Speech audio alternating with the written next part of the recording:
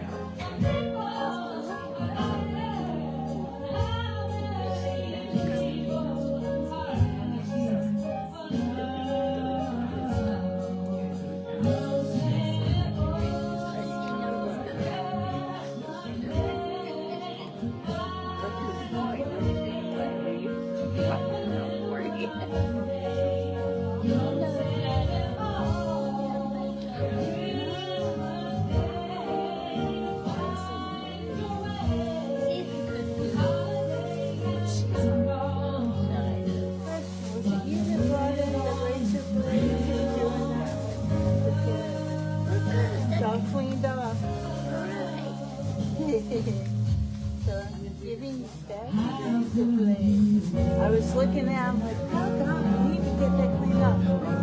I shared my razor blade. Where do you say to put it? I know where it's at. I got it. I just did it. Thank you.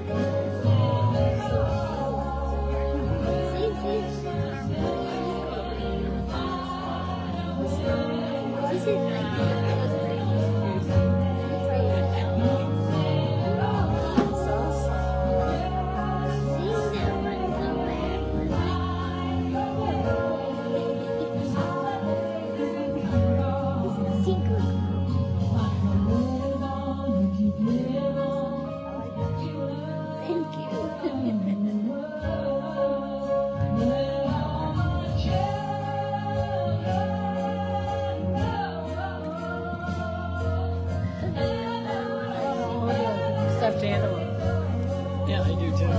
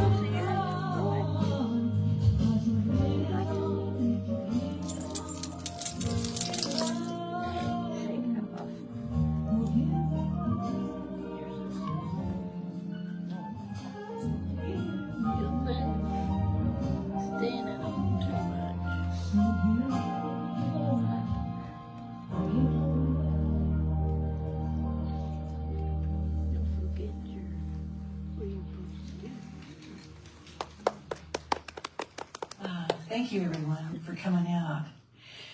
Okay, so welcome to our sacred space as we gather on this holy night to welcome the Christ light within and without. May this time bring peace to your heart and to your home.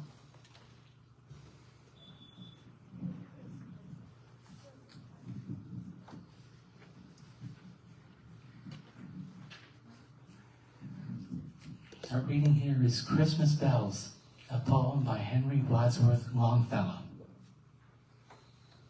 I heard the bells on Christmas Day, their old familiar carols play, and wild and sweet the words repeat, of peace on earth, goodwill to men. And thought how, as the day had come, the belfries of all Christendom had rolled along the unbroken song of peace on earth, goodwill to men. Till ringing, singing on the way, the world revolved from night to day, a voice, a chime, a chant sublime of peace on earth, goodwill to men. Then from each black accursed mouth a cannon thundered in the south, and with the sound the carols drowned of peace on earth, goodwill to men. And in despair I bowed my head, there is no peace on earth, I said, for hate is strong and mocks the song of peace on earth, goodwill to men. Then pealed the bells more loud and deep, God is not dead, nor doth he sleep. The wrong shall fail, the right prevail, with peace on earth, goodwill to men. Let's turn within. Just know that divine one, that divine oneness, that divine truth, that divine peace, that divine joy, that all is our truth right here. I know that it is present in this community, and that we are one. We are one with each other. We are one with the divine. We are totally one. And all of the good things of God, all of that peace, all of that joy, all of that oneness, it all just flows through us, around us, as us, is us. And I'm knowing that the divine fills this day and tomorrow, Christmas, and the Christmas spirit in each of our lives and throughout the world. That Christmas is a day of love and a day of peace and a day of joy. That Christmas is a day of recognizing all divine truth embodied in all of us. I give thanks. And so it is. So it is.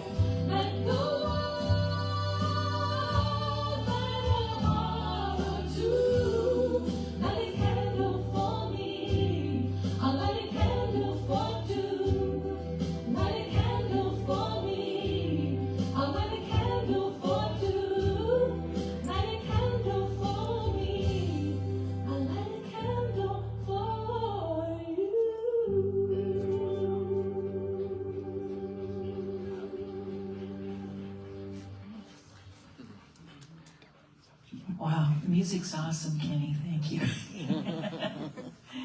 Okay. Well, okay, I'm going to start off with a joke. I think you guys will survive.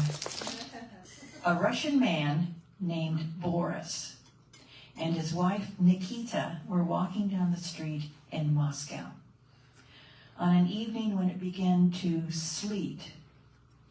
The man said it was rain. She said it was snow. They argue about it until they meet up with a friend of theirs who is a hard-line communist named Rudolph. They asked him, and he said it was raining. Boris then turned to Nikita and said, Rudolph, the red, knows rain, dear. Okay, there we go.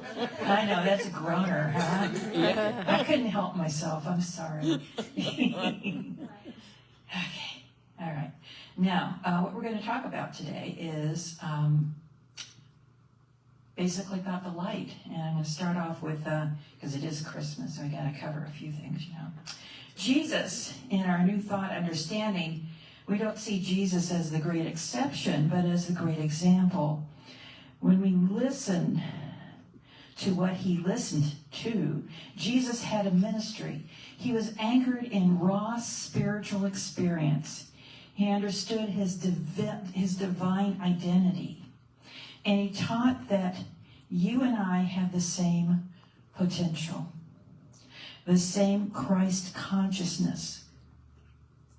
Hope and trust and joy blossomed in the hearts of those who were around him. People could completely change just by being near him because he was expressing something so deep and powerful. When people got that message, something in them said, yes. And that something is what we call the Christ, or that inner light. Not the individual, but the consciousness. Jesus taught that we are all God's children, that we all have divine essence. Christmas is about awakening to that Christ light, that Christ spirit within us, that resides within each of us. That's why we were so drawn to the Master. That's why people were so drawn to Jesus, because he was a master teacher. They responded so strongly because he touched a chord within them. You and I normally don't react to anything unless we're already participating at some level. Otherwise, it's entirely foreign to us. Something in the spiritual atmosphere of Jesus evoked the seedlings of the same essence and energy and possibility in all those around him. Anytime we go to a musical event or a symphony or listening to something on the radio, especially when we're listening to Kenny, Just went to get a cup of coffee. he's pretty awesome, Kenny is. And it's the music. The music stirs us emotionally. We're stirred and we're touched. It's because we are participating in the very same consciousness that the musicians have when they play it. That beautiful, deep consciousness. There's a oneness there where we join in that consciousness. We love the Christ in ourselves. We have that divine consciousness within each of us. Jesus is a model for the possibilities in us. And thus, this is illustrated so vividly by the Christmas story. For instance, the shepherds. You can consider them metaphorically as the inner voice, if you want to. The intuition. There they are out in the fields watching sheep. And they're doing a good job because that's what they're supposed to do. And they're good shepherds. And an angel of the Lord appears to them. And the glory of the Lord shone around them. And the angel said to them, do not be afraid, for I bring good news. And then the angels tell them where they can run and go check it out. And they run off to see Jesus. Okay, the shepherds also represent our emotions, our attitudes toward life. We are naturally good, or else we wouldn't be, the shepherds were naturally good, or else they wouldn't be shepherds because they'd be losing all their sheep, So we are naturally good too. We're taking care of what we need to take care of in our life. And the shepherds, they did the best they could at what they were called to do. This is a story also as a metaphor for our lives. We have ordinary lives, and we go about our days as the best as we can. Yet when we glimpse at a truth of our being, our internal being, we learn to stay alert, reminding ourselves that there's guidance available to us and for us.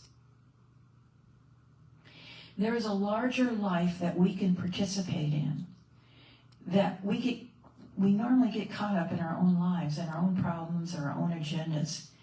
But we can also see that there's a larger spiritual order about this thing called life. It's pressing in upon us as love, as infinite intelligence, and it's seeking admittance into our life. If we just take that moment and listen, it's always there for us. We can learn to stay silent and alert, to do a high watch, and listen to this voice, the inner voice and the inner wisdom that is with us. We can do this even as we go about our daily life. We can allow those angelic voices, which is our higher mind or our higher aspect of our own nature, to speak to us and say, don't forget to come home to the manger, or in other words, the heart, your own heart, and visit the childlike spirit that has possibilities beyond your furthest imagination. In other words, come home to the Christ within you, that light within you. It's always there. In this story, we've also got wise men. They represent guidance. It is said that the stars shone and guided the wise men to the manger place. And they traveled over barren lands and wasteland and all of that. The symbolism here is that spiritual intuition, yes, that spiritual intuition that's within you, that's that guide within us that guides us through the barren and the desert places in our own lives. If we follow it, we will be lifted up. I don't know. Okay, I'm going to throw in a story here. About following intuition. This is when I was living up in Idaho, and an older woman came to me. She was blind, and she wanted to go to a gathering of a Native American gathering, and she asked if I would take her, and I said yes. And I pick her up, and I go, okay, where are we going? She goes, I know where we're going, but I don't know how to get there. And she's blind, right? And I'm like, oh shoot. And I had been studying with a teacher, right? And so I just started driving, and I went, I've got to listen to my intuition that'll get us there. And what I did was I watched the clouds. And I followed the clouds. We drove up through northern Idaho and into Canada. And just by watching the clouds, I had a sense of where we needed to go. We picked up a couple different ferries over mountain lakes and went through a couple passes. And then we were getting close. I could feel it. And all of a sudden, I see the shaman that was doing it. He was on the side of the road, and he's signaling for me to pull over. And he goes, what took you so long? And I went, I did my best. He goes, I sent you the clouds. And I said, I was watching, I swear to God. But that's how I got there. So we need to, what I'm trying to say is intuition is real. And you can make yourself learn to use it. I used to, a long time ago, if I moved to a new area, I would fill my car up with gas, and I would drive around with no idea where I was or where I was going.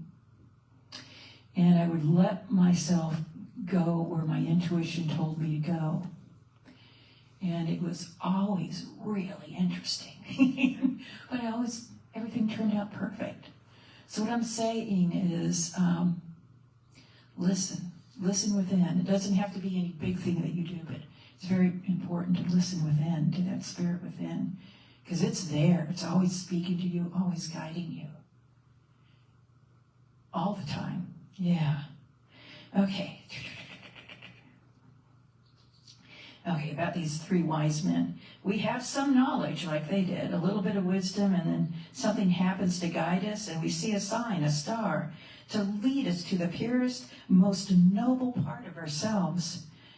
We're guided to the manger, which is the purest, most humble part of ourselves. This place where we lay down the things of this world. Love. Love is the greatest truth of all teachings. The great teachings tell us about love. There's a higher order of truth that can open your hearts and help us live a joyous, powerful life. The great spiritual traditions of the world tell us that no matter how hard your life gets, there's a higher way of being that can see us through this, and it's love. That's what Christmas is about, more than anything. Christmas tells us that we are the givers and that we are never greater than when we are giving and expressing out of our highest vision for our own lives. Christmas is about our hearts, about opening up our hearts to love that resides within, awakening to the Christ that works in us, the expression of absolute love. If we give into that, we will reveal a new possibility upon this planet that would lead us to great solutions. Christmas is the birth of the Christ consciousness in all of us. And it's the celebration of how our giving nature can change the world. Literally, it can. By anointing awareness of this high truth, it is only fulfilled when we follow the star to the manger place in our own hearts. When we unleash the possibilities of the Christ being that resides within us. And now what we're going to do is we're going to have our candle lighting part of this. And I'm going to ask you all to come up and grab a candle and light it. And I want us all to be up front here and just make a circle up front, okay?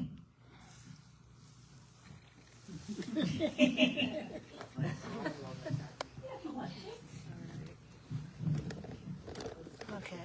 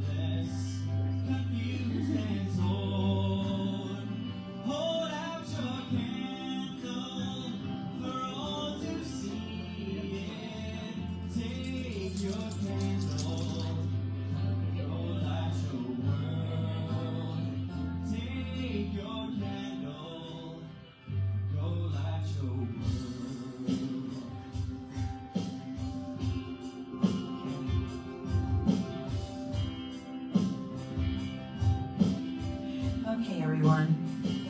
Take a look at this flame. And I'd like you to envision this flame in your heart as the Christ consciousness, that divine flame that's right there in your heart. As you look at it, visualize this flame within you.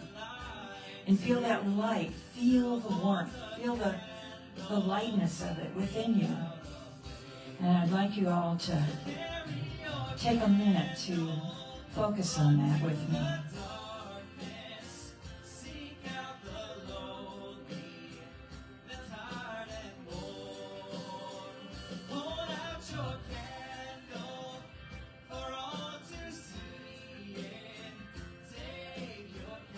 Now,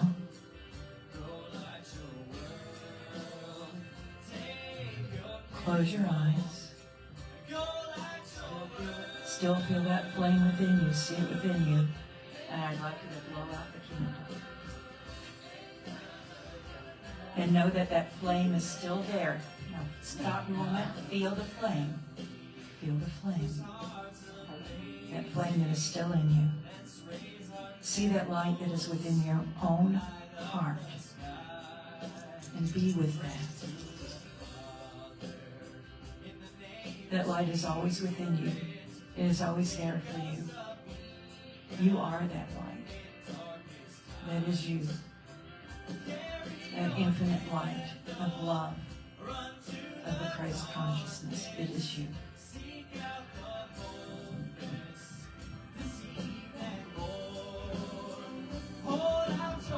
I want to pass this off to Michael.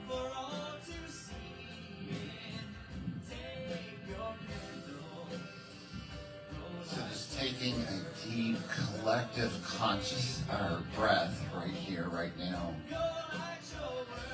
Knowing that that breath is the breath of heaven, the renewal of life, the rebirth of the Christ consciousness, the rebirth, the renewal of life itself.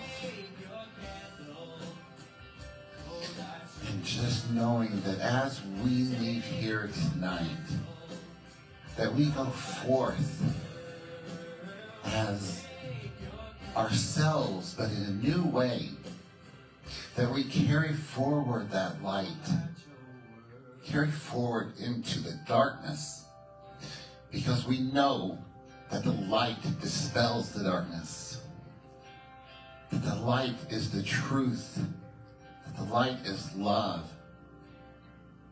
And we give thanks for this. And so we will reach out and say Merry Christmas, Happy Holidays, knowing that as we do, we spread forth love, compassion, truth, and we shine forth that light that is us, that is the one. And I give thanks for this. And so it is. So it is. And that concludes the service. And Kenny's got some music more too. But yeah. And the candles, you can take them home, or I think there's a metal tray by the door, isn't there, Andy? Oh, on the table. Oh, okay. So if you want to leave it there, you can, or you can take it home with you. Either or, it's fine. Thank you once again so much for coming out.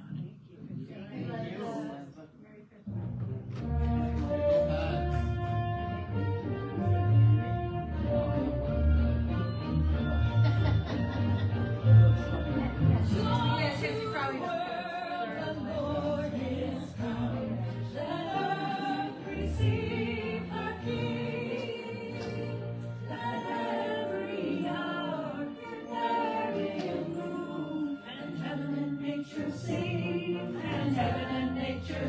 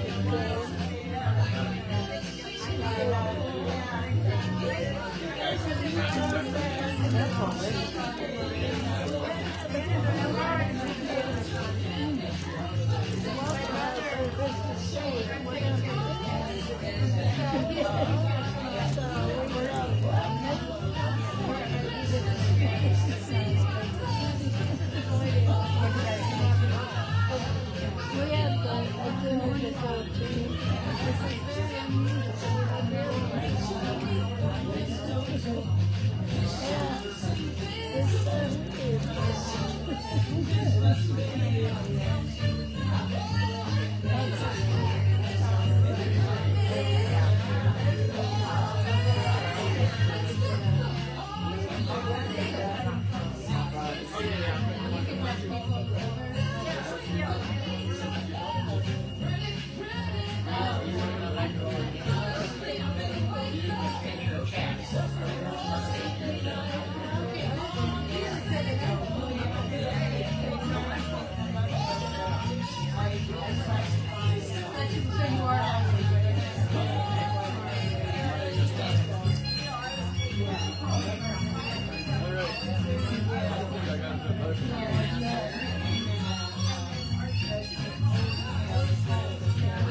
little bit to your left, and then your chair is right in front of you.